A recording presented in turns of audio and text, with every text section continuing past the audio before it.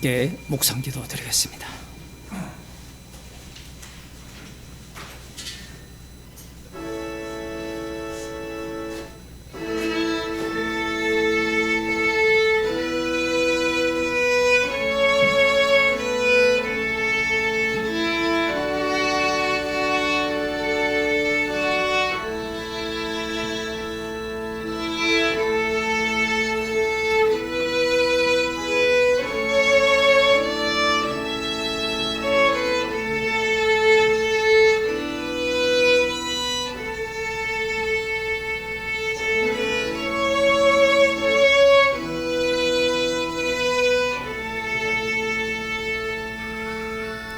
사도신경으로 신앙 고백하겠습니다.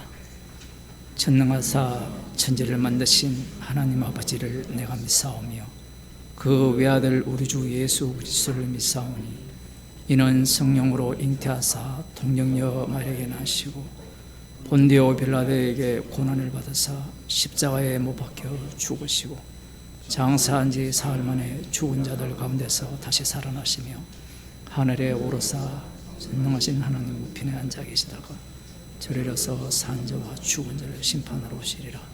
성령을 믿사오며 거룩한 공예와 성도와 서로 교통하는 것과 죄를 사하여 주시는 것과 몸이 다시 사는 것과 영원히 사는 것을 믿사옵나이다. 아멘.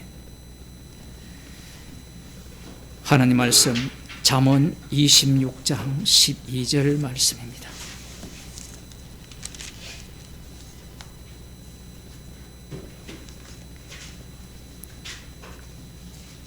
구약 성경 938쪽입니다.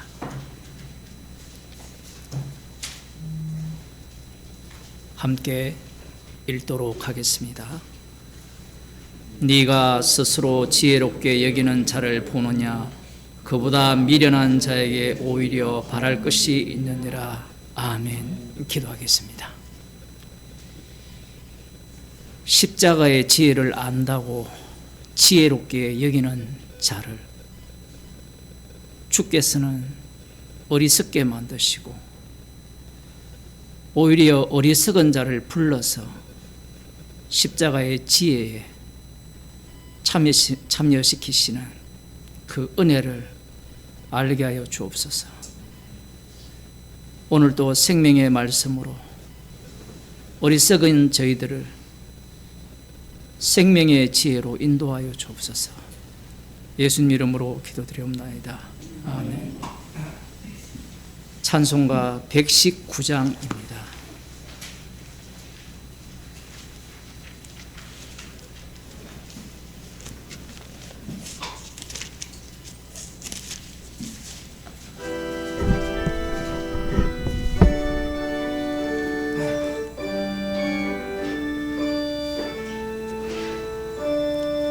옛날 임금 다윗 성에 낮은 마구 있더니 어머니나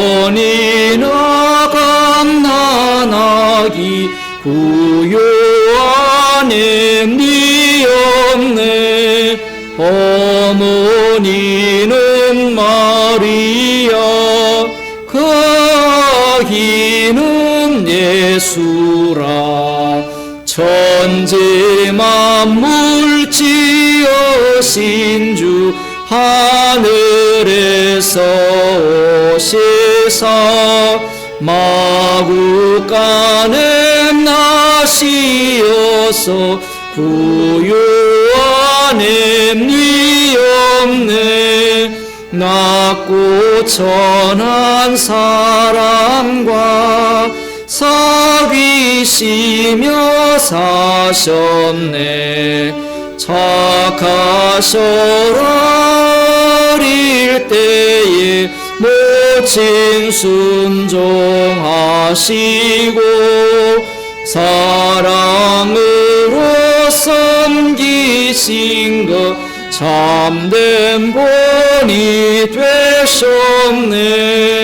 주님처럼 우리도 순종하며 살리라.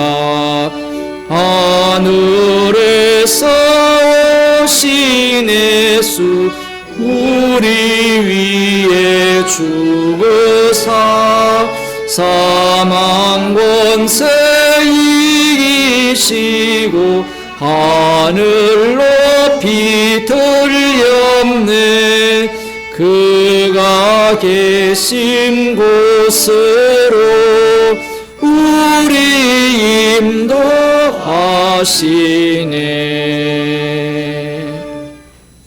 122장입니다. 찬송가 122장.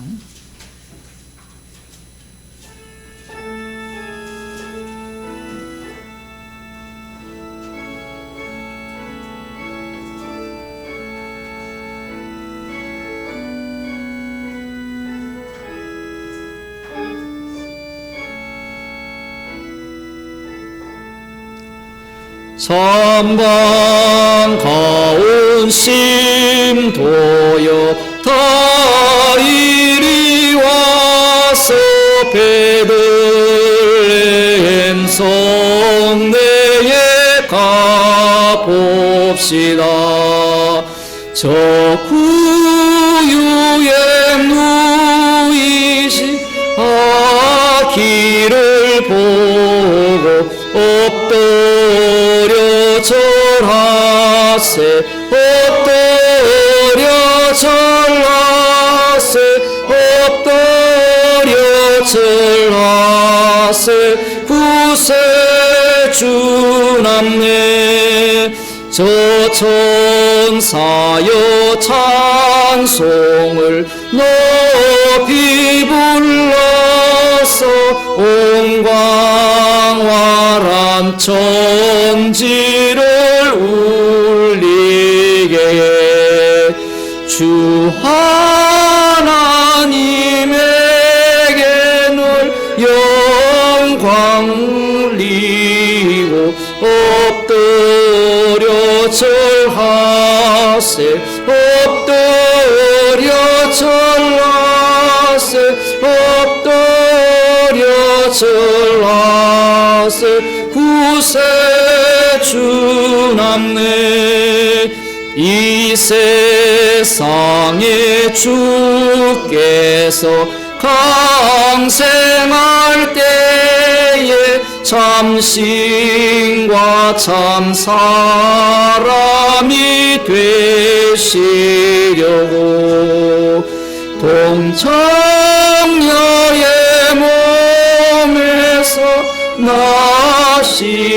나시었으니 엎드려 절하세 엎드려 절하세 엎드려 절하세 구세주남네.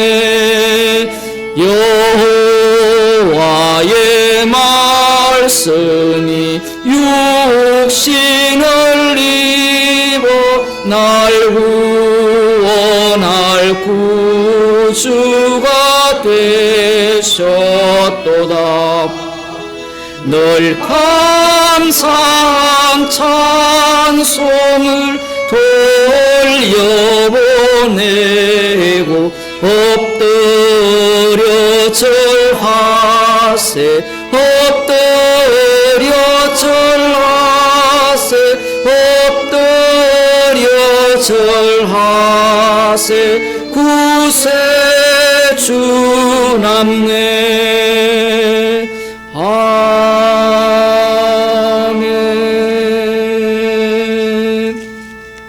하나님 말씀 시편 80편 8절에서 19절 말씀입니다.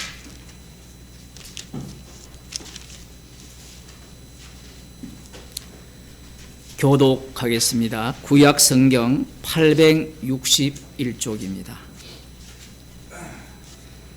주께서 한 포도나무를 애굽에서 가져다가 열방을 쫓아내시고 이를 심으셨나이다.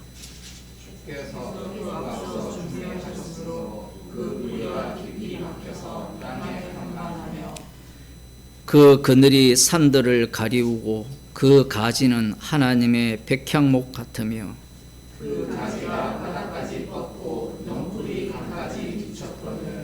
주께서 어찌하여 그 담을 흘러사 길에 지나는 모든 자로 따게 하셨나이까?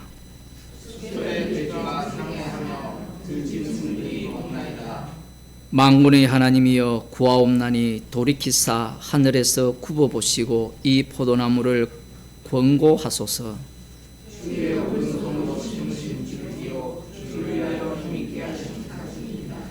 그것이 소화되고 작벌을 당하며 주의 면책을 인하여 망하오니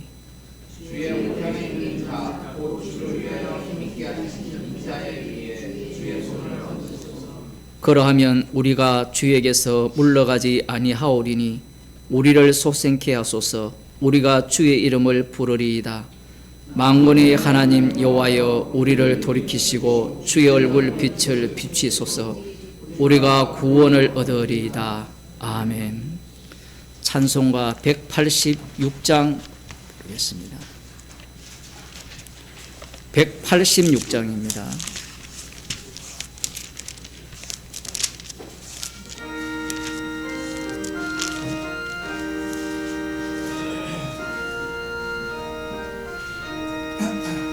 내 주의 보혈은 정하고 정하다. 내 죄를 정케 하신 주 날 오라 하신다. 내가 주께로 지금 가오니 골고다의 보혈로 날 씻어 주소서. 약하고 추해도 주께로 나가면 힘 주시고 내 추함을 곧 씻어 주시네. 내가 주께로 지금 가오니 골고다의 보혈로 날 씻어 주소서. 날 오라 하심은 온전한 믿음과 또 사랑함과 평안함 다 얻게 함일세. 내가 주께로 지금 가오니 골고다의 보혈로 날 씻어 주소서. 금죄인 복받아 빌 길을 얻었네. 한없이 넓고 큰 은혜 베풀어 주소서. 내가 주께로 지금 가오니 골고다의 보혈로 날 씻어 주소서.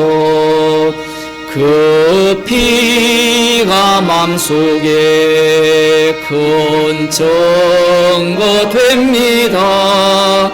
내 기도 소리 들어서 다 허락하소서. 내가 주께로 지금 가오니 골고다의 보혈로 날 씻어 주소서.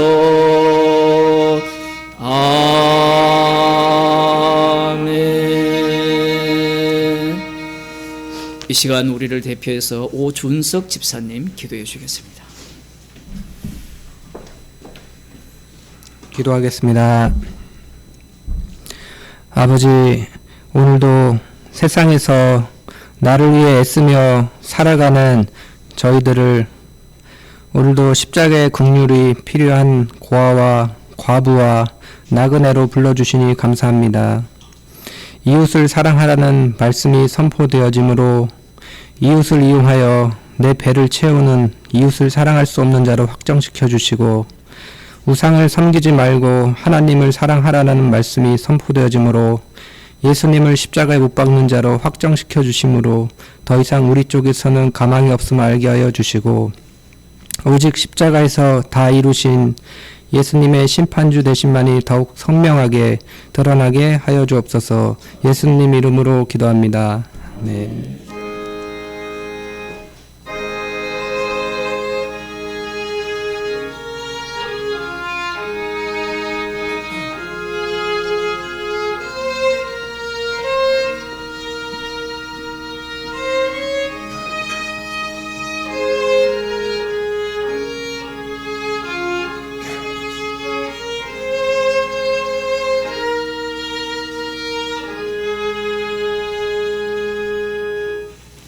하나님 말씀 로마서 7장 12절에서 17절 말씀을 보겠습니다. 신약 성경 248쪽입니다. 제가 읽어 드리겠습니다. 이로 보건대 율법도 거룩하며 계명도 거룩하며 의로우며 선한도다. 그런즉 선한 것이 내게 사망이 되었느뇨 그럴 수 없느니라. 오직 죄가 죄로 드러나기 위하여 선한 그것으로 말미암아 나를 죽게 만들었으니 이는 계명으로 말미암아 죄로 심히 죄되게 하려 함이니라.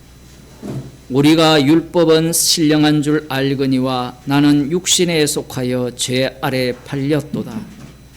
나의 행하는 것을 내가 알지 못하노니 곧 원하는 이것은 행하지 아니하고 도리어 미워하는 그것을 함이라. 만일 내가 원치 아니하는 그것을 하면 내가 이로 율법의 선한 것을 시인하노니 이제는 이것을 행하는 자가 내가 아니요 내 속에 거하는 죄니라. 아멘.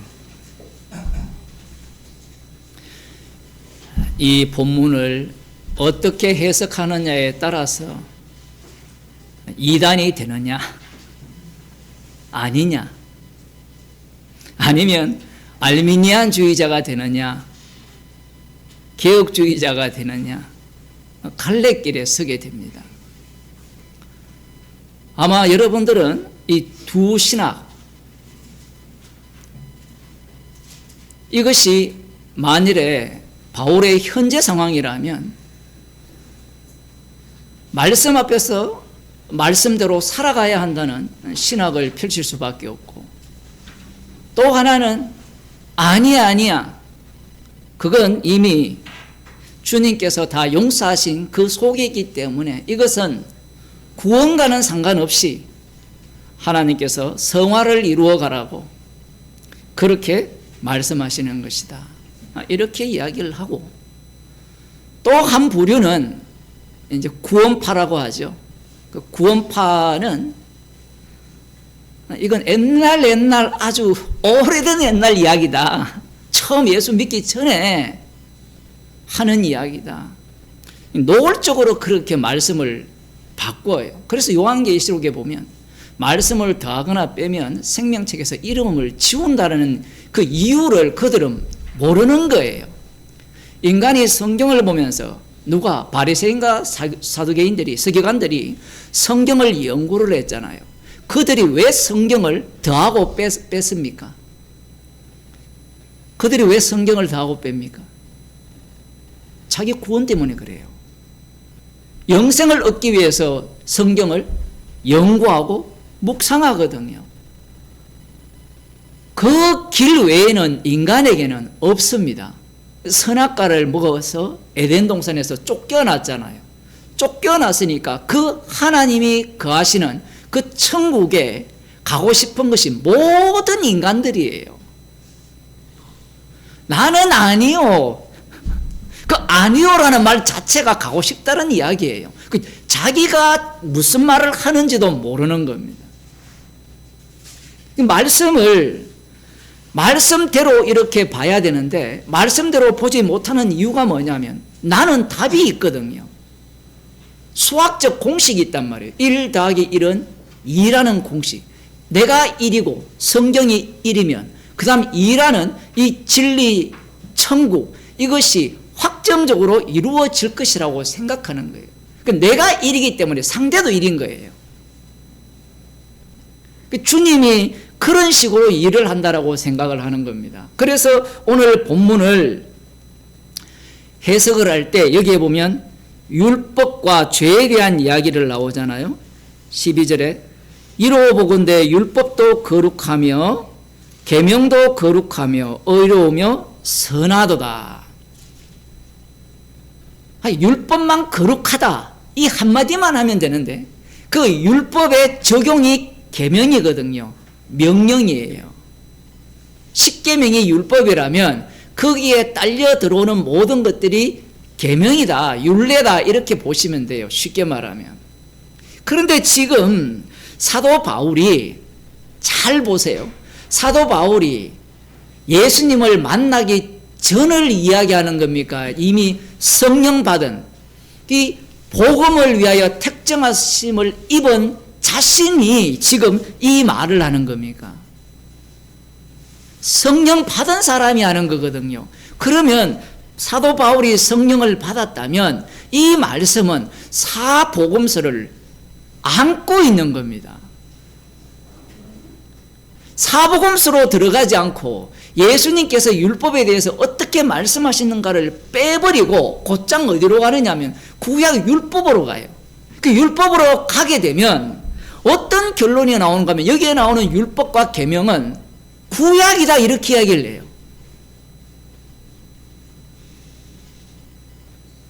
여기에서 제가 참고로 갈라디아 교회 같은 경우에는 이들이 무엇을 고수하는가 하면요, 구약을 고수하죠. 할례라든가 안식일이라든가 골로새 교회도 마찬가지고 예수님을 믿음으로 구원되는 건 맞는데 그 둘 중에 하나예요.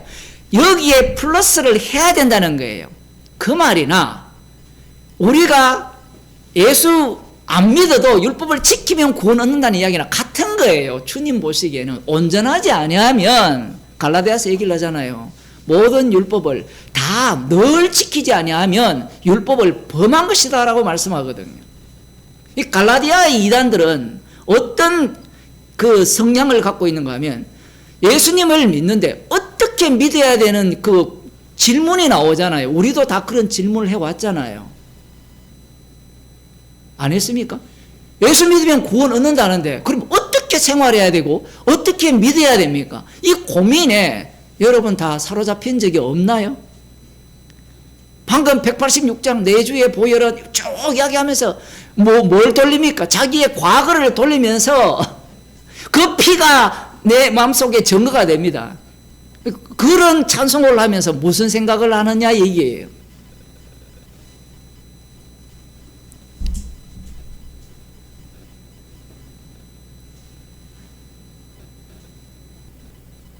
율법과 계명을 이야기할 때 이 갈라디아 이단들은 예수 믿는 것으로 문제가 해결되는 게 아니라 그냥 나온 이단들이 아니에요. 어떻게 살아야 되는 질문이 나올 거 아니에요. 그 목사들이 거기에 대해서 답변을 해줘야 될 거 아닙니까?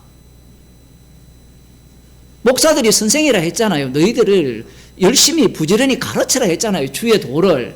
그러면 그 주의 도를 가르치라는 말을 성령 못 받은 사람은 어떻게 듣느냐면 그의 주의 도가 뭐냐면 십자가의 도인데 십자가의 지혜인데 그러면 십자가라는 것은 내가 가르칠 수 있습니까 없습니까? 이 질문부터 해결을 해야 돼요.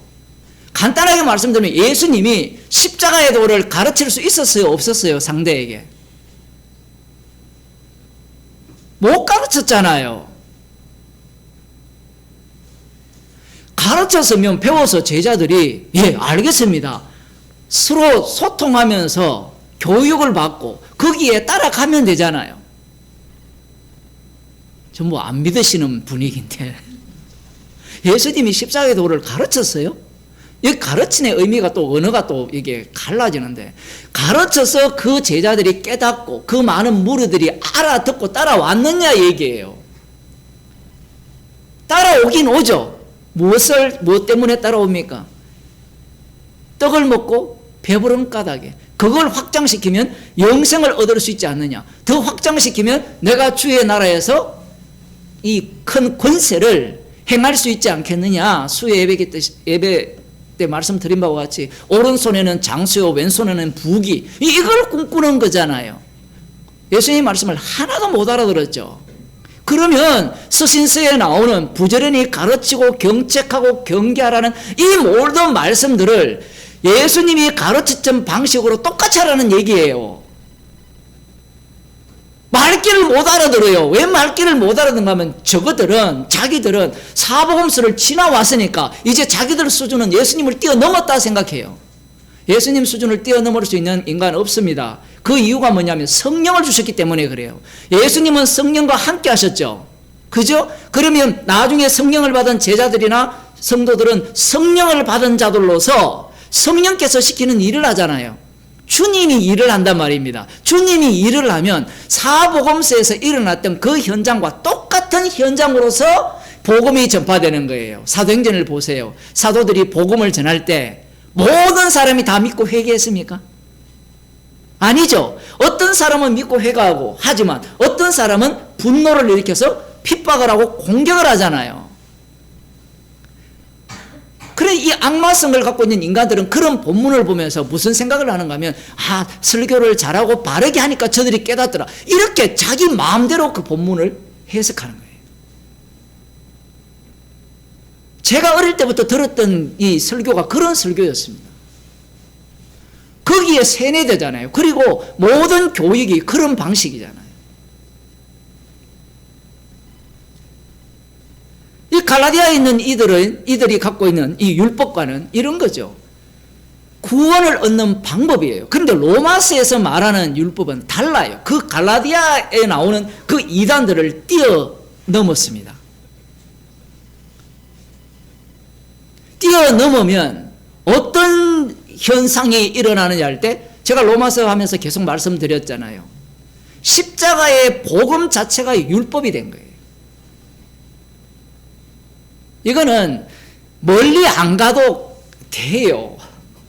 우리 자신을 보면 십자가 복음이 율법이 되었잖아요. 그러니까 맨날 하는 말이 나는 믿는다. 나는 십자가를 인정한다. 죄인 중에 개수다. 그러면 성령을 안 받으면, 성령을 받은 자도 그렇습니까? 라고 하면 지금 성령 받은 사도 바울이 하는 이야기예요. 제가 확 넘어와 버렸죠. 성령을 받지 않는 자는 바울이 고백하는 고백을 못하게 돼 있어요.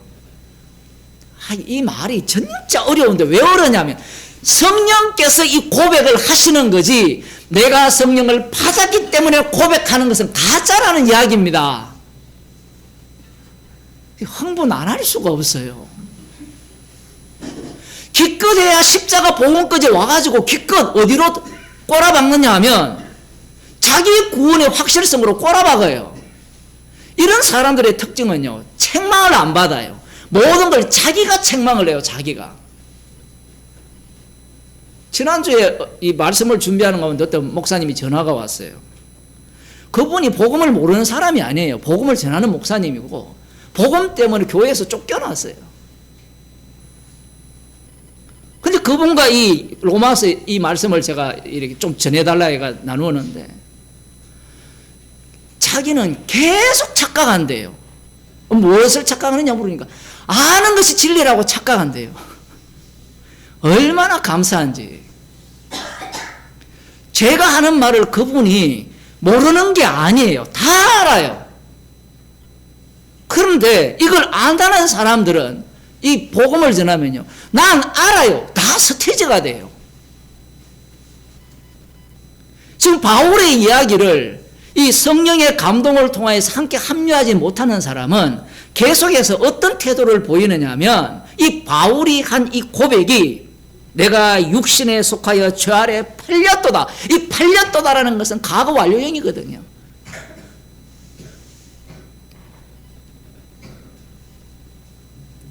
동사의 분사형입니다. 이 본문은 이 헬라 히브리 하는 이 인간들이 요거는 싹 빼려고 해요. 왜냐하면 이것이 계속 작동해버리면 내 구원이 날아가 버리거든요. 그러면 무슨 현상이 일어나요? 죄 아래 팔렸도다라는 것을 바탕색에 우리 애들 그 까만 칠한 게 있잖아요. 까만 칠한 거. 그 캔터지가 이렇게 뭡니까? 스크래치 하는 거예요? 그걸 내가지고 색깔을 드러내잖아요. 그걸 뒤바뀌었다 생각해 보세요. 그 바탕이 그게 있는 거예요. 여기에는 노란색이 나왔는데 그 노란색을 딱 끌어내니까 까만색이 나오는 거예요. 이 사태, 이 바울이 복음을 얼마나 열심히 전합니까? 그런데 이 죄 아래 팔렸도다라는 이 고백이 십자가와 함께 죽은 자에게서 나오는 고백이라는 거예요. 이 죄 아래 팔렸도다라는 말을 하지 않는 자는 주님과 함께 죽은 자가 아니에요. 모순되는 이야기잖아요. 지금 주님과 함께 죽었으면 이전에는 팔렸는데 이제는 어떻게 돼요? 육신에 안 속해서 성령에 속해가지고 그 성령도 가짜거든요. 자기 마음대로 성령을 생각하는 거예요. 육신에 속하여, 육에 속하여, 이 육적 요소는 로마서에서 굉장히 중요하잖아요. 십자가의 원수로서 끊임없이 솟아져 나오는 이 육이거든요. 그 육에 팔렸도다. 아니 네가 십자가의 피로 구원을 받았으면 육에 팔리면 안 되잖아. 그 사람들은 뭘 생각을 하는가 하면요, 율법을 구약으로 생각해요. 구약 인간들은 어떻게 살았습니까? 하나님 말씀에 순종하지 않았죠. 우상 숭배하고 간음하고 음행하고 할 짓 다 합니다. 기껏 생각하는 거 그것밖에 없어요. 육신에 팔린 자의 모습이 어떤 모습인지 알지를 못해요. 육신에 팔린 자는 어떤 모습입니까? 빌립보서 3장에 보면 한번 봅시다.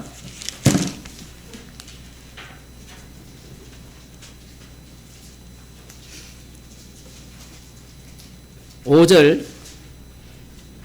사람들은 이 본문을 사도 바울이 내 옛날 옛적에 그랬었지 이 얘기로만 보려고 해요.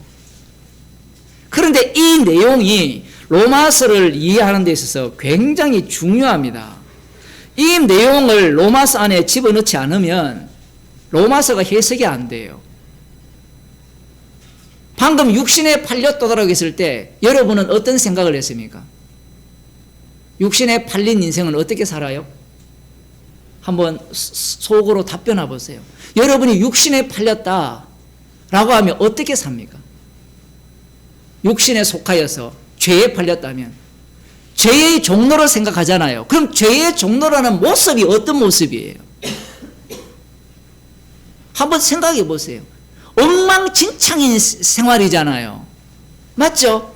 아닌가요? 아니면 여러분이 복음을 아는 거예요. 여기에 보면 내가 8일 만에 할례를 받고 이스라엘의 족속이요 베냐민의 지파요 히브리인 중에 히브리인이요. 지금 이 얘기가 왜 나오느냐면 뒤에 나옵니다. 율법으로는 바리새인이요 열심으로는 교회를 핍박하고 율법의 의로는 흠이 없는 자로다. 율법의 의로는 흠이 없다라고 하면 부자 청년보다 한 수 더 높아요. 왜 높으냐 하면 사도 바울은 모든 자기 일을 버리고 예수 믿는 자를 핍박하는데 앞장섰죠. 이런 거는 잘 생각을 안 하잖아요. 예수 믿는 자를 잡아 다니려면 자기 일을 어떻게 해야 돼요? 버려야 돼요. 부자 청년보다 한 수 더 높은 게 사도 바울이에요. 그래서 주님이 이 바울을 부른 겁니다.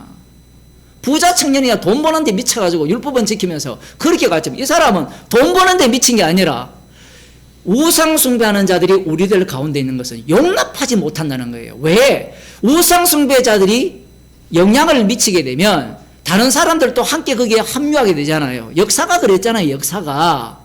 그러니까 원천적으로 그들을 제거해야 되고, 그리고 메시아 왕국이 임하려면 이 남은 자 유대인들 가운데 임하려면 이 장소적 개념도 있지만 지역적 개념도 이미 만들어진 거잖아요. 디아스포라가 워낙 넓게 형성되어 있으니까 그들 모두가 다 남은 자예요. 그 남은 자들 가운데 메시아가 임하려면 저런 자들은 없어야 된다라는 거예요. 그런데 이런 일들이 어떤 일이었느냐? 7절입니다. 그러나 무엇이든지 내게 유익하던 것을 내가 그리스도를 위하여 다 해로 여길 뿐더러. 성령을 받게 되니까 이 모든 요소들이 나에게 유익하게 하는 요소였다라는 거예요. 충격적이죠? 충격 안 받습니까? 오로지 지금 한 내용이 뭐였어요? 아브라함의 언약을 따라 그 언약 안에서 철저하게 언약대로 말씀대로 산 모습이에요. 그게 뭐가 나쁘냐 얘기입니다. 그게 뭐가 나빠요? 그게 뭐가 나빠요?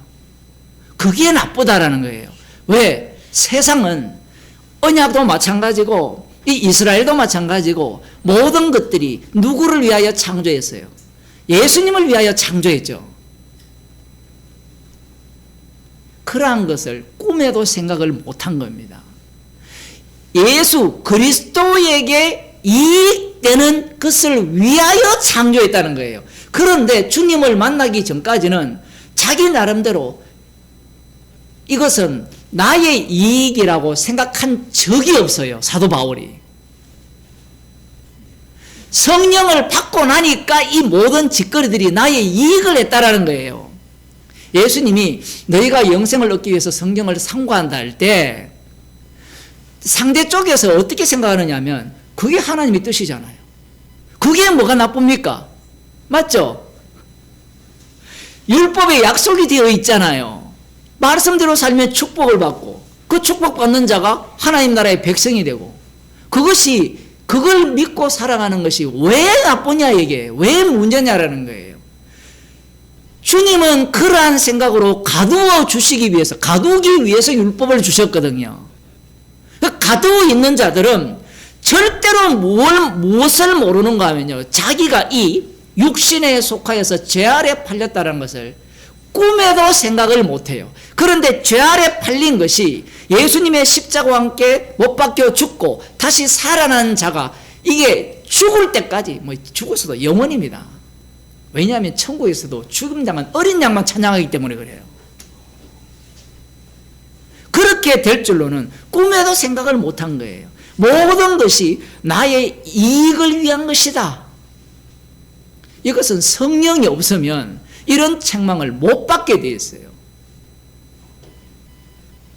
7절 다시 볼게요. 그러나 무엇인지 내게 유익하던 것을 내가 그리스도를 위하여 다 해로 여길 뿐더러 또한 모든 것을 해로 여기면 이게 7절 8절이 같은 이야기를 하는 것 같은데요. 다른 이야기예요. 모든 것을 해로 여기는 게 뭐냐면 예수 그리스도를 아는 지식이 가장 고상하기 때문에 예수 그리스도라는 것은 그 나사렛 예수가 그리스도라는 거예요. 달리 표현하면 십자가입니다. 십자가라는 것이 가장 고상함을 알기 때문에 모든 것을 해로 여겨요.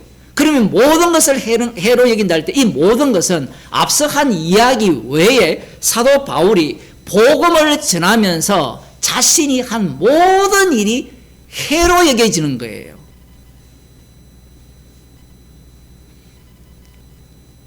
깨닫지 못하는 사람은 방법이 없습니다. 이것은. 왜냐하면 이 성령을 못 받은 자들은 계속해서 자기 육에 매여 있기 때문에 이런 인간들은 육신에 속하여 죄 아래 팔리기를 싫어하기 때문에 그래요. 아니 내가 십자가 복음만 평생 전했는데 그래서 감옥에 갇히고 헐벗고 굶주리고 로마서 8장에 나오잖아요. 칼의 위험과 강도의 위험 온갖 그러한 것들을 다 당한 것이 필요 없단 말입니까? 그게 오히려 나의 이익을 위한 것이었단 말입니까? 이 질문이 나오는 거예요. 우리가 기존 가짜복음, 기복주의를 버리고 이런 데 오는 것은 아무것도 아니에요. 비교 대상이 타인과 나기 때문에 나는 괜찮은 인간이지만 십자가가 눈앞에 밝히 보이면 그 모든 것들은 아무것도 아니에요. 나는 날씨가 이렇게 지금 여기가 영하 10도인데 10도거든요. 제가 지금 서 있지만 발이 시려요. 나름대로 일찍 와서 따뜻하게 계속 떼고 있지만 이런 날씨에도 내가 말씀을 들으러 왔다. 그래. 누구를 위함이냐? 십자가와 만나는 순간 나를 위함이에요. 그건 언제 알 수 있는가 하면요, 언제 말씀 안 들으러 옵니까? 언제 교회 안 와요? 반대 상황을 보면 답이 나오잖아요. 십자가와 만나지 않는 사람은 어떤 사태냐 하면, 내가 하는 모든 일들이 나를 위한, 나의 이익을 위한 것이 아니라 주를 위했다라고 생각하는 거예요. 그들이 마태복음 7장에 나오는 주의 이름으로 선지자 노릇하고, 우리는 그 선지자 노릇하는 자들을 옆에 있는 땡 교회 그런 목사만 생각을 하잖아요. 그 수준 낮은 사람들 이야기하는 거 아니에요. 조용기 그런 사람 이야기하는 거 아니에요. 그런 본문들은 나름 복음의 고수라고 진리를 이야기하는 사람들, 그런 사람들, 오히려요, 그런 사람들은 뭐라는 건, 그래 내가 자식을 위해서 기업을 물려줬다 이런 소리를 하죠.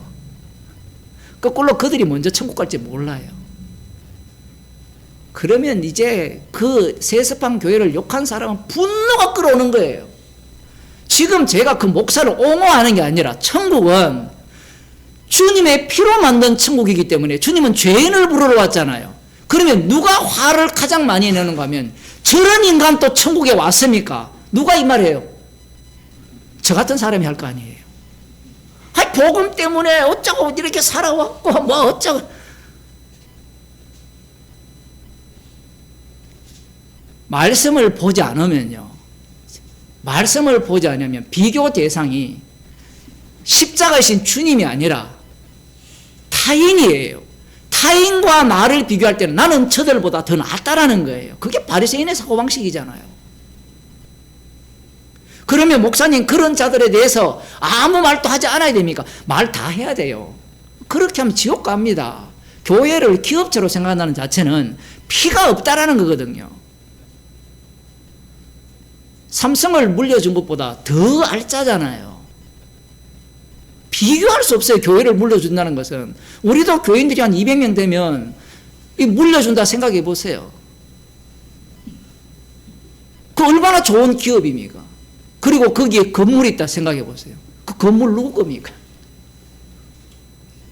아닌 건 아니라고 해야 되는 거예요. 그런데 그 아님이 이 말씀을 통해서 어디까지 들어와야 되는가 하면, 나까지 들어오는 거예요.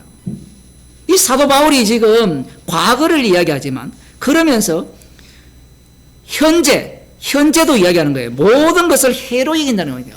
정말 이거 얼마나 기쁜 이야기입니까? 모든 것을 해로 이길 수 있는 인간 없는데, 성령께서 바울에게 이렇게 착용을 해요. 제천에서 오는 거 아무것도 아니에요. 해로 여겨야 돼요.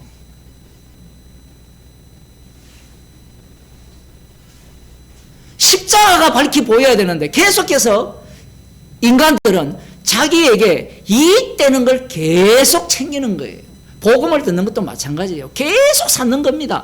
요거 더 알았다, 더 알았다, 더 알았다. 나는 저들과 다른 교회를 다닌다.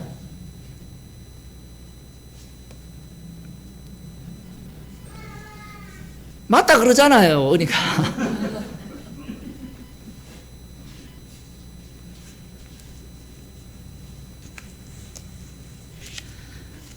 지난 시간에도 예수님의 산상설교를 말씀드렸는데 한 번 더 보겠습니다.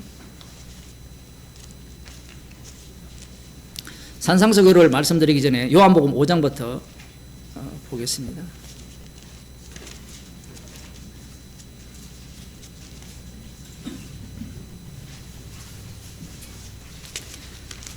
(44절부터) 보겠습니다. 43절부터 보면, 신약성경 151쪽, 나는 내 아버지의 이름으로 왔음에 너희가 영접치 아니하나 만일 다른 사람이 자기 이름으로 오면 영접하리라. 예수님이 아버지의 이름으로 왔거든요. 근데 이 아버지의 이름으로 왔다라고 하니까 사람들은 오해하는 게 뭐냐면, 아버지의 이름을 드러낸다고 생각해요. 그게 오해예요. 다른 사람은 자기 이름으로 온다고 하잖아요. 이게 뒤바뀝니다. 자기 이름으로 오는 자들이 누구예요? 율법을 사수하는 자들입니다. 율법을 사수하는 자들은 여호와의 이름으로 복음을 전하죠.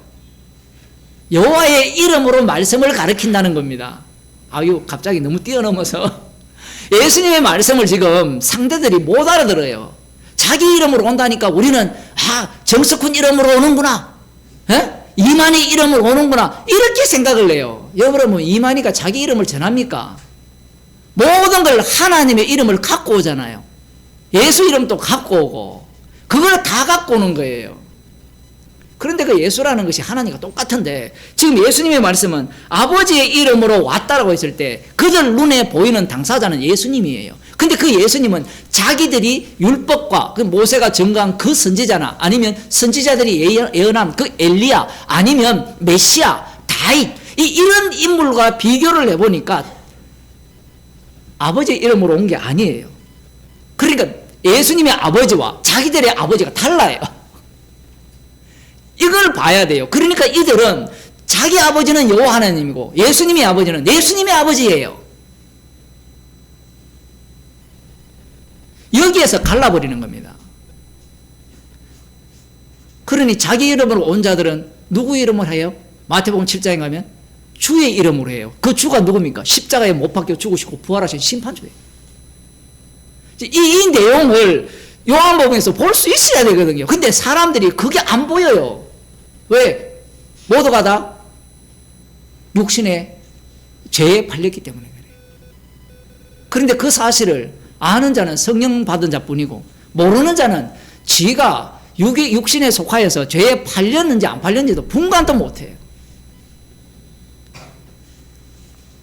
너희가 서로 영광을 취하고 유일하신 하나님께로부터 오는 영광은 구하지 아니하니 어찌 나를 믿을 수 있느냐. 하나님께로부터 오는 영광은 십자가의 영광이에요.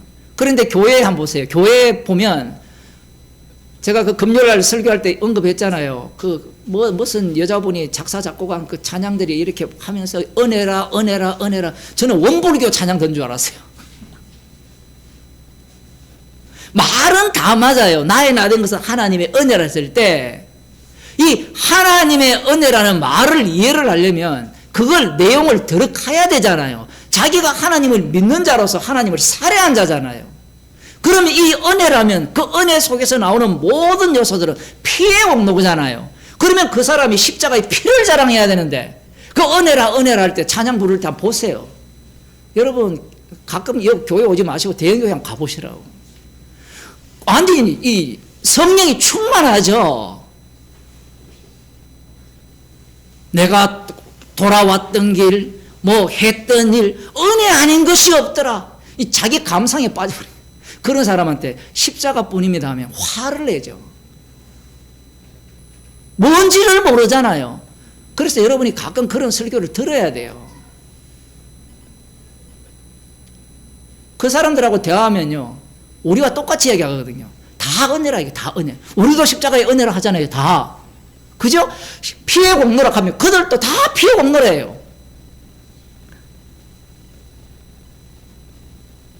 근데 피의 공로인데 당신이 하는 모든 일들이 뭐라고요? 너를 이익해 하는 거다. 너를 유익해 하는 거다라고 한번 지적해 보세요. 화를 내죠.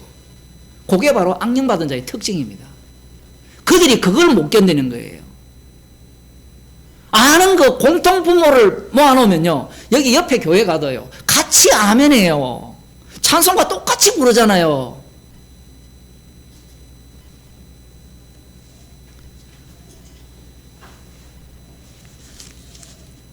하나님께로부터 오는 영광은 인간의 눈에 포착이 안 됩니다. 왜냐하면 가두어졌기 때문에 그래요. 그 가두어진 인간은, 갇힌 인간은, 그 로마서 5장에 나오는 첫째 아담 안에 있는 인간들은 영광이 뭔지도 몰라요. 그러면 그들이 영광을 모른다 하면 구약에 카보드가 있고 어쩌고 저쩌고 막 영광을 소개하거든요. 그 백날 이야기하면 유대교예요. 백날 이야기해도. 조금 있다가 시편 19편을 보겠는데, 이 구약으로 들어가면 완전히 뒤바뀌어 봐야 돼요.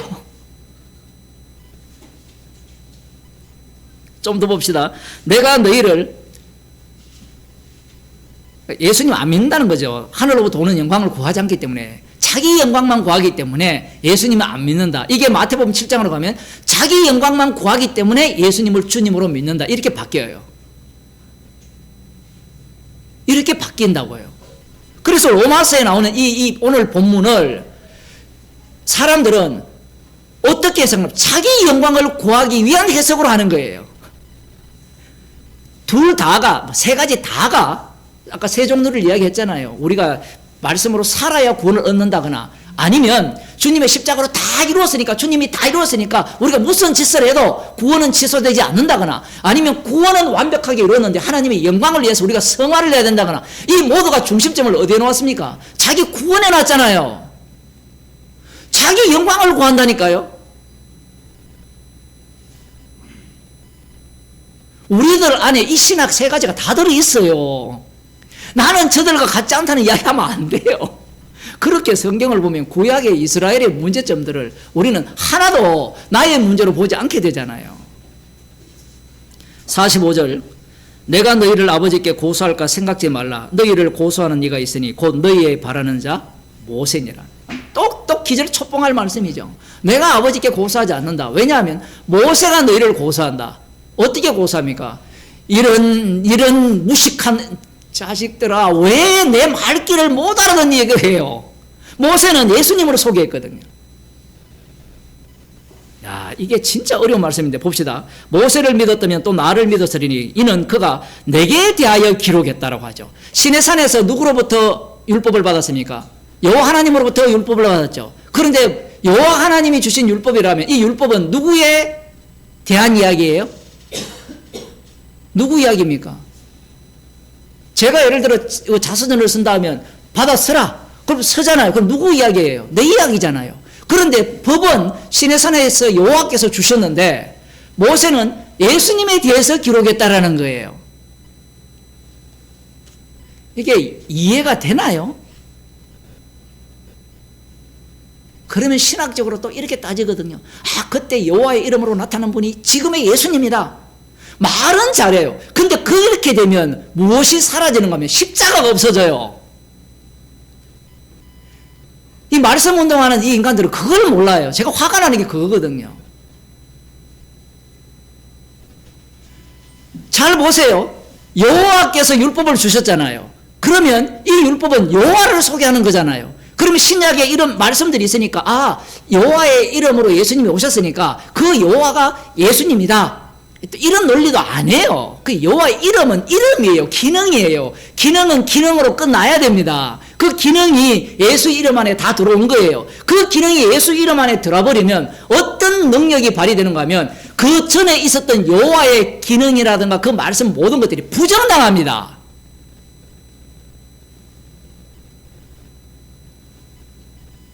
부정당한다고요. 왜냐하면 그들의 신학을 갖고 있던 여호와께서 주신 말씀이니까, 여호와에 대한 말씀이니까 그 말씀을 믿는 자들이 예수님을 살해했거든요.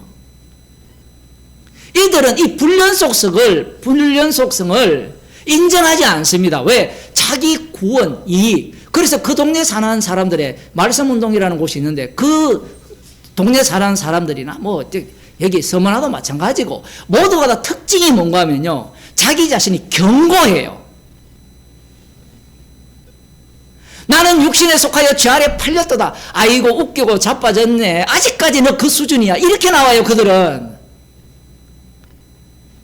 복음을 전해봐야 이런 사람을 만나지. 그냥. 한번 만나보세요.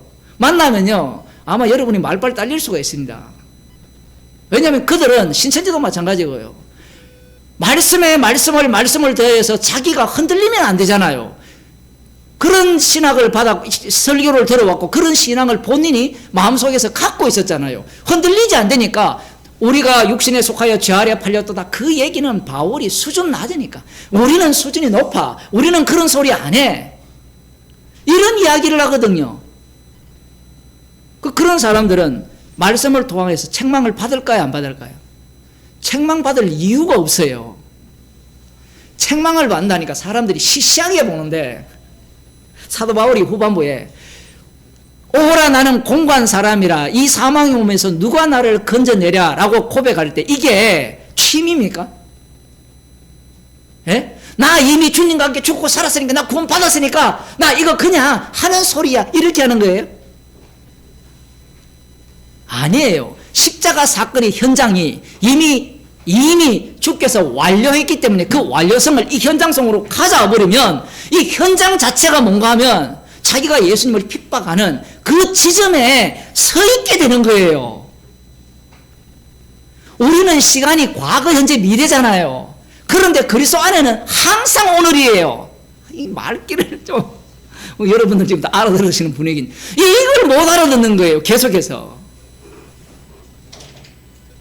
그러니 그들은 이 십자가 사건을 과거로 돌리고 싶은 거예요. 현재형으로 하기 싫은 겁니다. 현재형만 싹 빼고 과거와 미래만 딱 낚아채는 거예요. 그래야 내가 안정성을 보장하거든요. 근데 십자가 사건이 현재형으로 와버리면 나 안정성이 어떻게 돼요? 사라져버리죠. 육신에 속하여 죄 아래 팔렸도다. 이런 일은 없어야 되는데 팔려야 그 팔린 모습이 계속해서 솟아나오듯이 십자가에서 이미 너의 죄를 다 용서하고 아들의 맏아들을 자랑케 하기 위해서 너를 아들로 만들었다는 요소를 계속해서 뽑아낼 수 있어요. 주님은 일을 우리가 생각하는 것과 정반대로 일을 하는 겁니다. 인간은 십자가에서 벗어나고 싶거든요. 육신에 속하기 싫잖아요. 요한복음 3장에 보면 육으로 난 것은 육이요 영으로 난 것은 영이라니까 빨리 영으로 나오고 싶잖아요. 어떤 만니 같은 경우에는 그게 미쳤잖아요. 완전히 지방교회 그 마지막 끝자리 뭐밖에 없는가 하면 자기 이익밖에 없다니까요. 사도 바울은 모든 것을 해로 여겼거든요. 성령 받은 사람들은 계속해서 해로 여기는 거예요. 플러스 마이너스가 안 됩니다. 베드로 같은 경우에는 어떻습니까?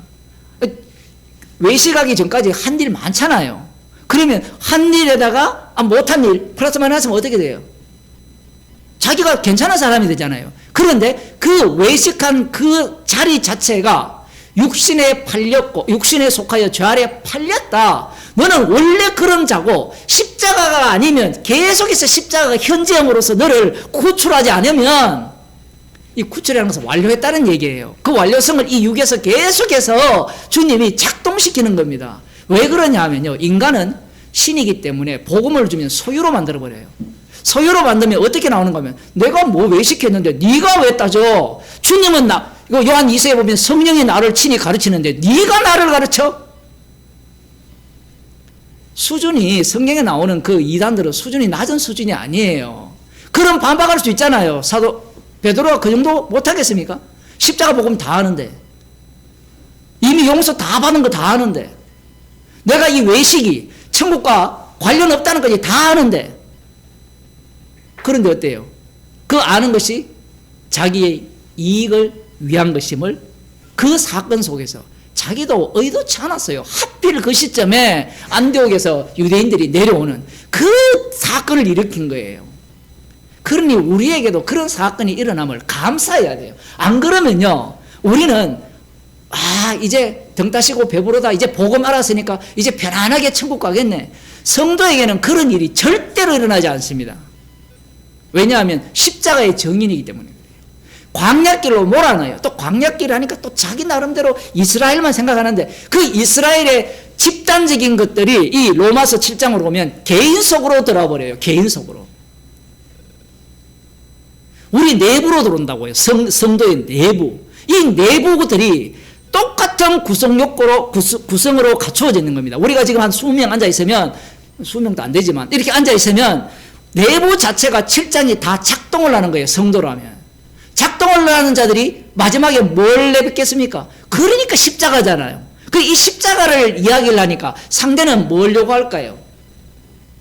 십자가를 이야기하면 나는 이미 육신에 속하지 않았고 죄에 팔리지 않았어. 나는 그 길을 넘어왔다는 사람이 이 사람들을 공격해요. 이방인들도 유대인들도 복음을 전할 때 그들의 원래 갖고 있는 것에 대해서 덧셈을 해주면 그들은 화를 안 내요. 그런데 여기에는 그걸 뺄셈을 시키잖아요. 삭제를 시키잖아요. 삭제도 또 기분 덜 나쁜데 부정을 시키잖아요. 부정을 시키는데 그 다음 문제는 뭐냐라고 하면 부정을 시켰는데 이제 복음을 들었잖아요. 복음을 들었는데 주의 이름으로 선지자 너들하고 주의 이름으로 열심히 모이고 애를 쓰고 기도하고 말씀을 듣고 있는 이 자체도 부정을 해버려요. 지금 사도 바울이 로마서를 통해서 그 얘기를 하는 거예요. 십자가 앞에서 부정당하는 내용을 지금 편지하는 겁니다. 우리는 이것을 통하여서 더 견고하게 흔들리지 않고 견고하다는 말씀의 의미가 그거예요. 왜냐하면 십자가 앞에서 죄인으로 드러나는 것보다 더 무너질 게 없잖아요. 죄인 중에 계시로 오호라 나는 공고한 사람이라 이 사망의 몸에서 누가 나를 건져내라. 우리 주 예수 그리스도로 말미암아 감사리로다.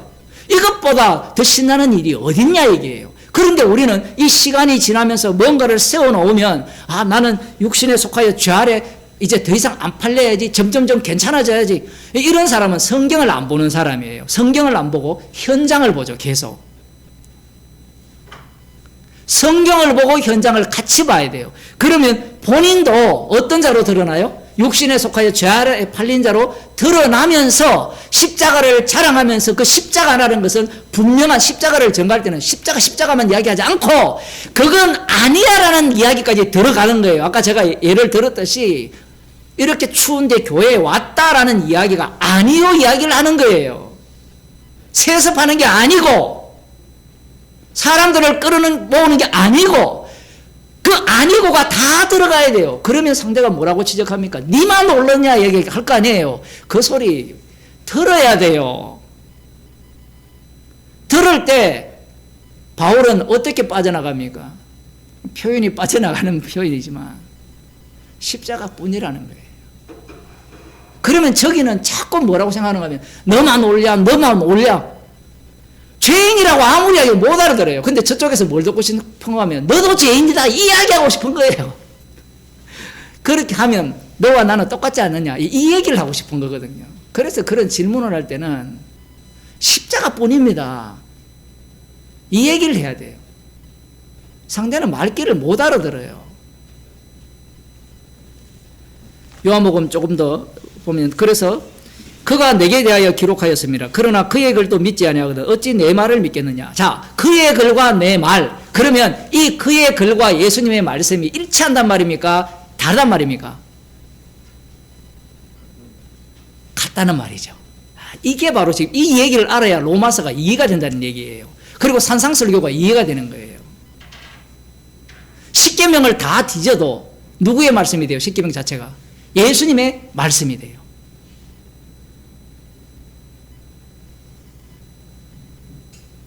들어보지 못한 얘기를 하니까 너무 충격적인 것 같은데 그의 말과 모세가 기록한 말과 나의 말이 같다는 이야기입니다.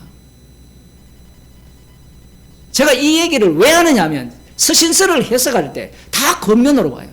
예수님의 말씀이 만만하다는 겁니다. 근데 히브리서에 보면 우리가 쓴 곳은 어디예요? 불 붙는 산과 비교가 안 돼요. 불 붙는 산에서 율법을 받으면 무릎 꿇고 죽겠습니다 주님 직접 말씀하시지 말고 모세를 통해서 말씀하세요 이렇게 하니까 근데 복음을 이야기하니까 예수님이 오시니까 한번 따져볼까? 네 말이 뭔데? 막 먹잖아요. 무시하잖아요. 예수님의 말씀이 곧 율법입니다. 그래서 마태복음 7장으로 가면 예수님께서 지난 시간에도 말씀드린 바와 같이 24절 그러므로 누구든지 나의 이 말을 듣고 행하는 자는 그 집을 반석 위에 지은 지혜로운 사람 같으니라. 이 말을 듣고 행하는 자, 이 말이 뭐예요? 산상설교 전체잖아요. 그러면 마음의 업욕을 품는 자마다 가늠함이라. 자, 빠져나갈 수 있습니까? 나는 나이 80, 90 뭐가 그런 거 없습니다. 이게 말이 안 통하는 게 말이 안 되는 이유가 뭐냐면 간음이 뭔지를 상상하는 순간 벌써 간음이 되어버려요. 여기에서 어떻게 빠져나가요? 그럼 우린 다 어떻게 됩니까? 예수님 말씀 앞에 다 지옥 가죠. 아무도 구원 못 얻어요.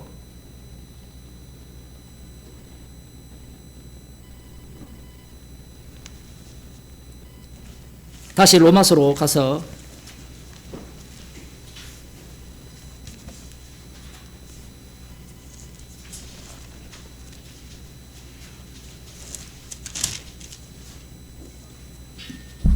무슨 수로 주의 이름으로 선지자 노릇하고 이 말이 안 나올 수 있습니까? 그게 가능해요? 사람들은 그 말씀을 이렇게 듣죠. 아, 나는 저들과 달리 주의 이름으로 선지자 노릇 한다는 그 말 주님 앞에 암내하겠습니다. 이 태도가 뭐예요? 그걸 바꿔버리면 주의 이름으로 선지자 노릇 했다는 이야기잖아요. 인간의 말이라는 게 그래요. 말이라는 게. 주님께서 말씀을 인간의 언어로 말씀을 하시니까 인간들은 자기들이 알아들을 거라 생각하는데 그 말씀을 진짜 성령을 받아서 묵상하게 되면 못 빠져나가요. 그러면 누가 이 말씀 속으로 인도하느냐? 그 말씀을 이루신, 십자가로 다 이루신 그분이 그에게 은혜를 주시잖아요. 은혜를. 그 은혜의 방식이 뭔가 하면 주의 이름으로 선지자 노릇하게 하죠. 하게 했는데 놀랍게도 주의 이름으로 선지자 노릇하게 한 것을 자기는 자기를 부인할 수 없어요. 어떻게 부인합니까? 부인할 수 없어요. 그런데 성령께서 그 인간을 부인시켜 버립니다. 이렇게 해놓고 뭐라 하는가 하면 빌립보서 3장에 오면 이 모든 것을 해로 여깁니다. 아이, 목사님, 거기까지 따라와서 또 그렇게 말할 수 있지 않습니까? 뭐, 해봤자 소용이 없어요. 주의 일과 자기의 일이 구분되기 때문에. 사람들은 끝까지 자기를 포기하지 않거든요. 다시 로마서로 와서. 그래서, 율법도 거룩하며, 계명도 거룩하며, 의로우며, 선한도다. 그런즉 선한 것이 내게 사망이 되었느뇨 그럴 수 없느니라. 오직 죄가 죄로 드러나기 위하여 선한 그것으로 말미암아 나를 죽게 만들었으니 이는 계명으로 말미암아 죄를 심히 죄되게 하려 함이니라.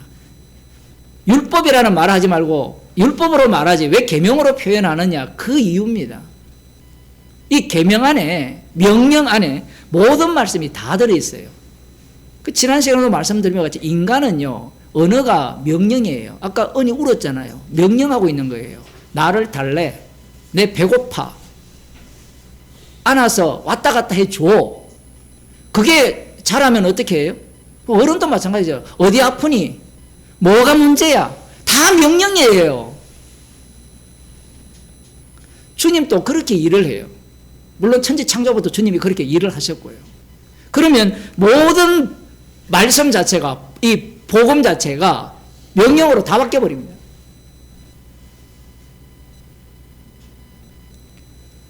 죄가 죄로 드러나기 위하여 선한 그것으로 말미암아 나를 죽게 만들었으니 이는 계명으로 말미암아 죄로 심히 죄되게 하렵니다.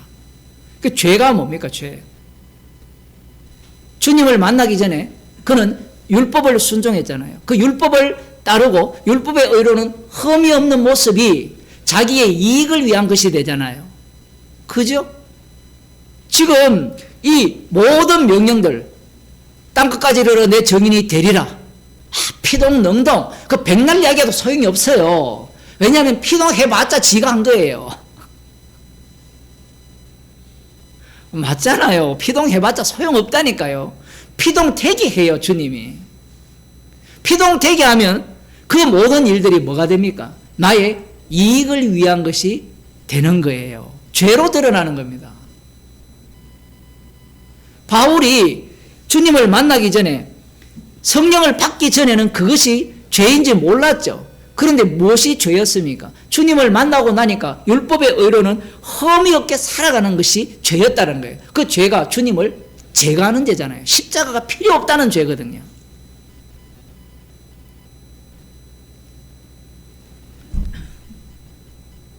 우리에게 이 말씀을 주시지 아니하면 흔히 말하는 뒤에 나오는 이 명령법이라든가 아니면 이 권면 이 내용부터 시작해서 전체가 예수님의 명령이에요. 예수님의 율법이에요.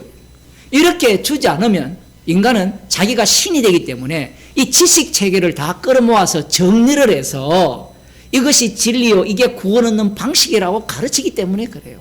그래서 주님이 우리에게 세상 끝날까지 함께하는 겁니다. 이 함께한다는 것도 주님이 충전기라 생각해요. 충전시켜주면 내가 배터리가 움직이고 이게 아니고 주님이 함께한다는 것은 너는 끝까지 뭐예요? 쓸데없는 자. 죄인 중에 개수라는 이야기입니다. 아무것도 주의 일을 못하게 돼 있어요. 그게 주님이 동행하시는 일이고 성령이 하는 일입니다. 성령이 없는 자는 뭐를 갖고 나와요? 말씀을 갖고 나오죠. 말씀. 저도 말씀 계속 얘기하잖아요. 우리도 그 범주에 못 벗어나요. 그런데 성령이 없는 자들은 말씀을 갖고 오면서 말씀 앞에 십자가만을 드러내야 되는데 말씀을 해석하면서 지식 정보를 제공하는 겁니다. 이 진리를 아는 것이, 이것을 받아들이는 것이 천국 백성의 모습입니다. 이거 익숙한 거잖아요. 선악을 아는 일에 하나님과 같이 된 인간의 그 본성을 자극하는 겁니다. 그런 교회가 부흥을 해요. 하나님과 같이 될 것이라는 것을 계속해서 인정해주고 이렇게 사람들에게 격려해주는 교회가 부흥을 하죠. 예수님 옆에 왜 아무도 없습니까? 자신들의 헌신과 열정과 희생이 아무 소용없다라고 하니까 화가 나잖아요. 그런데 만일에 예수님이 그래 너희들이 모든 것을 버리고 나를 쫓았지, 그래 목숨까지 버리려고 하는구나, 야 정말 대견하다 훌륭하다, 그러면 그들이 어깨가 쫙 올라가면서 더 어떻게 합니까? 열심을 낼 거 아닙니까? 여러분이 와서 맛있는 거 이렇게 점심시간에 해오고 뭐 설교 들으면서 밥이 뭘까 그 궁금해하는 그런 일을 칭찬해주고 격려해주면 사람이 기분이 좋거든요. 뭐 격려해주고 칭찬하는 거는 괜찮아요. 저도 맛있어요. 기분이 좋아요. 그런데 그것이 무엇을 제각하게 되는가 하면 복음이 날아가게 만들어요. 이제 복음 얘기는 안 나오고 다음 주 반찬 뭐였지? 이것밖에 안 나오는 거예요. 그 반찬이 오는 것도 우발적 사태가 돼야 되는데. 그럴 경우에 어떤 사람이 맛없다 그러면 화가 나는 거예요. 은혜가 되면 감사한데. 복음에 관심이 있어야 되는데. 14절 우리가 율법은 신령한 줄 알거니와 나는 육신에 속하여 죄 아래 팔렸도다. 정말 놀라운 말씀이죠. 우리가 율법은 신령한 줄 안다. 이 신령하다 할 때 영적이라는 거예요. 여기에서 또 신학자들이 고민을 엄청 했습니다. 지금 이게 2000년 기독교 역사가 논쟁한 내용이에요. 이 본문을 갖고. 근데 논쟁해봤자 복음은 없었어요. 제가 볼 때는. 세 가지 부류밖에 안 나오니까. 지금 여기에서 이 이야기하고 마칠게요. 나는 그 율법은 신령한 줄 알거니와 딱 할 때 율법은 신령하다니까 첫 번째로 나오는 게 뭔가 하면 율법은 하나님께 속했다라고 나와요. 그럼 설득이 되잖아요. 근데 그 하나님이 어떤 하나님이었어요? 우상 하나님이라는 사실이 전제가 안 깔리게 됩니다. 이 본문을 해석을 할 때. 그래서 사복음서를 격려를 해야 된다는 게 그 이유입니다. 율법은 신령하다 할 때 구약에는 영이 하나님의 신이죠. 아직 십자가의 완료성을 담지 못했습니다. 그런데 여기에서부터 영은, 신약에서의 영은 십자가의 완료성을 담은 영이 돼요. 완료성을 담았기 때문에 로마서 5장에 나오는 그 예수님의 말씀이 이해가 되는 거예요. 4개에 대해서 기록했다 했잖아요. 그게 율법의 신령하다는 의미예요. 그러니까 이 바울이 하는 말은 일반적으로 말하는 수준을 뛰어넘었죠. 자기가 유대교에 있는 그 수준을 뛰어넘어서 말하는 겁니다. 아는데 뭐예요? 아는데. 율법이 영에 속한 걸 알아요. 율법이 십자가를 전하는 걸 알아요. 아는데 이 법 자체가 우리에게 다가오니까 또 그 법을 지키고 말씀대로 순종하는 모든 것들이 누구의 이익을 위한 것이더라? 나의 이익을 위한 것이더라라고 바뀌어져 버리는 겁니다. 사도 바울이 십자가 외에는 자랑할 것이 없다라고 하는 것이 그 말년만 그랬을까요? 늘 그런 거예요. 복음의 요소에서 다 그렇게 이야기하는 겁니다.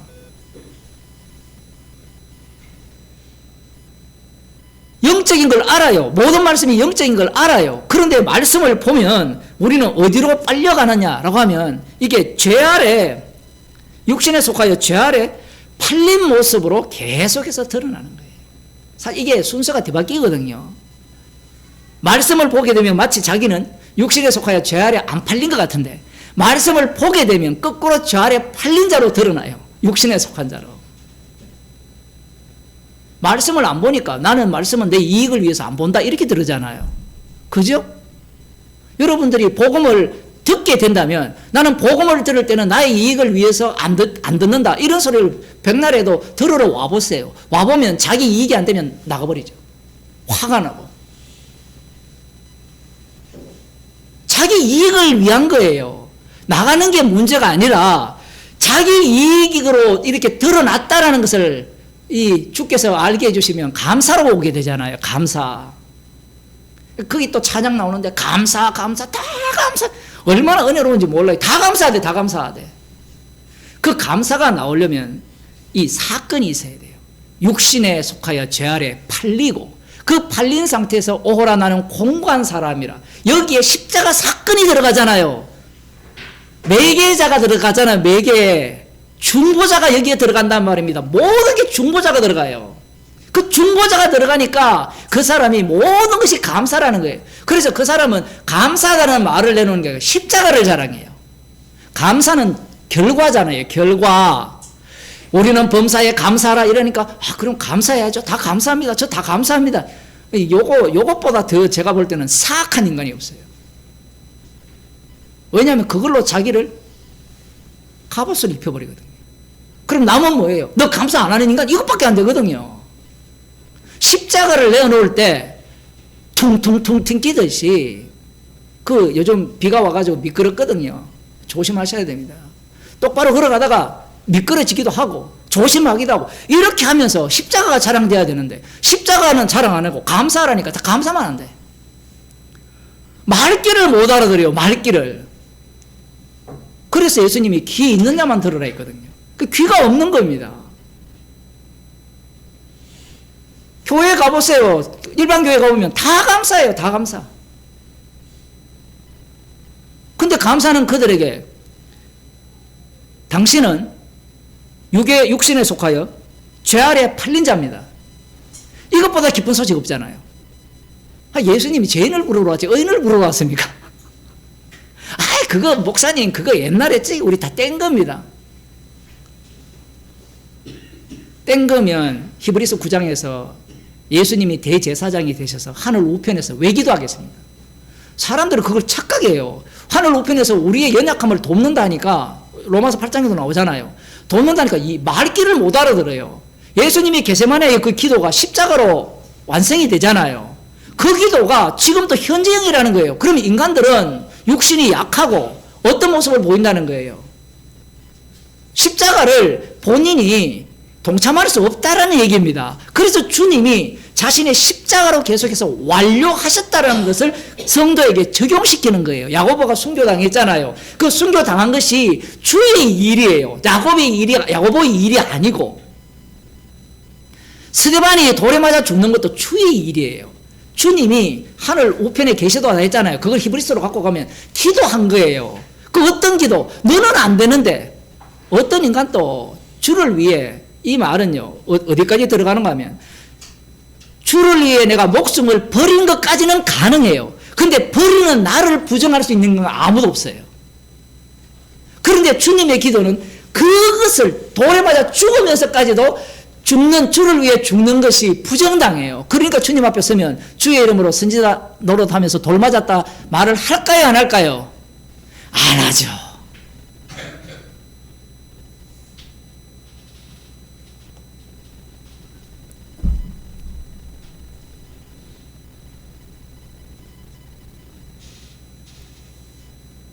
기도하겠습니다.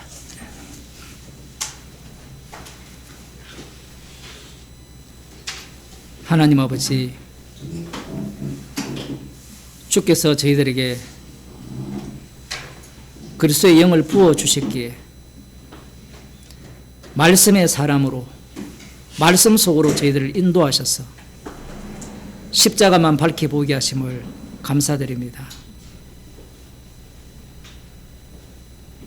주의 일을 나의 일로 바꾸려고 하는 저희들을 육신에 속하여 죄 아래 팔렸다라고 말씀하심으로 말미암아